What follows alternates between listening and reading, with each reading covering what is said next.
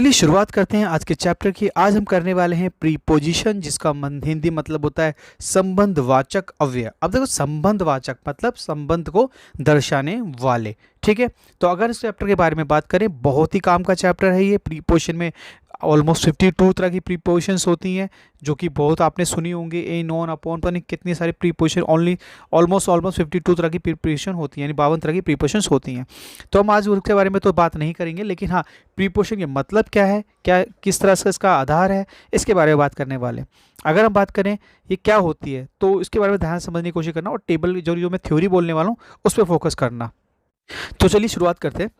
मैं थ्योरी से स्टार्ट करता हूँ। जैसे मान लीजिए मैं कहता हूँ, अगर कोई हमसे कहे कि टेबल किताब है, मैं दोबारा बोलता हूँ, अगर कोई हमसे कहे कि टेबल किताब है, तो हमें अर्थ कुछ अजीब लगेगा ना। सोच के देखिए, अजीब नहीं लगा? टेबल किताब है, कुछ अजीब सा लगा ना। मतलब ये कह सकते हैं अजीब सा लगेगा, अटपटा सा लगेगा, क्योंकि टेबल और किताब के जो बीच का जो संबंध है ना, वो क्लियर नहीं हो रहा है ना। अजीब सा हो गया कि टेबल किताब है। ये वाक्य टेबल पर किताब है ऐसे कहा जाए तो, ये जैसे कि दोबारा बोलता हूँ, टेबल पर किताब है ऐसे कहा जाए तो यह वाक्य अर्थपूर्ण हो जाएगा। यानी कि इसके अंदर काम का होना, मतलब एक संबंध का पता लगता है कि क्या बात हो रही है। टेबल कहाँ पर है? किताब के ऊपर है। यहाँ पे दोनों का एक संबंध क्लियरफाई हो रहा है, यानी समझ आएगा कि क्योंकि अब टेबल और किताब के बीच में संबंध नजर आएगा। यानी किताब के नीचे टेबल है, किताब और टेबल के इस बीच में संबंध को बनाना या बताने वाले शब्दों को ही संबंधवाचक कहा जाता है, यानी कि प्रीपोजिशन कहा जाता है। जैसे कि मैं एग्जांपल लेता हूँ। मान लीजिए मैं कहता हूँ ऊपर, नीचे, बीच में, पीछे, आगे, दाएं, बाएं। ये सब क्या है? ये सब इंग्लिश के जो वर्ड हैं। जैसे मैं दोबारा से आपको क्लियर कर देता हूँ। ऊपर यानी अप, नीचे यानी डाउन, बीच में यानी कि बिटवीन या अमंग, पीछे।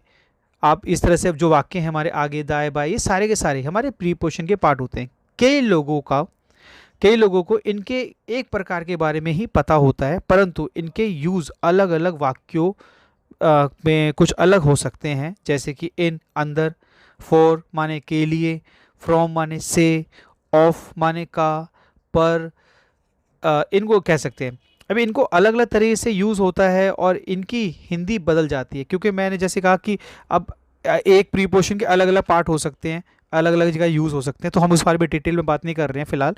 मैंने सिर्फ प्रीपोजिशन का अंतर बताया कि मेन क्या फ़र्क क्या होता है इनके अंदर। तो अगर हम इनको डिटेल में पढ़ेंगे तो बहुत सारे चैप्टर है 52, और मैं जल्दी इन चैप्टर पे वीडियो भी लेके आने वाला हूँ, ताकि आपको ये चैप्टर भी क्लियर हो जाए। आज वो आपको अंतर समझ आ गया होगा। मैं दोबारा थ्योरी को दोबारा बोल देता हूँ, जो उस पॉइंट को आपको याद रखना है। प्रीपोजिशन उस तरह के वर्डों को, उस तरह की चीज़ों को कहा जाता है जो संबंधवाचक, यानी दो वाक्यों के बीच के संबंध को दर्शाते हैं और उनको पूरा करते हैं। किसी भी पोजिशन को पूरा करने के लिए लगाए हुए वर्ड हमारे प्रीपोजिशन यानी संबंधवाचक कहलाते हैं। मैंने एग्जाम्पल के तौर पर बताया इन, ऑन, अपॉन, बिटवीन, अमंग, और भी बहुत सारे एग्जाम्पल आपके सामने भी जल्दी आने वाले हैं। आई होप आपको चैप्टर क्लियर हो चुका होगा।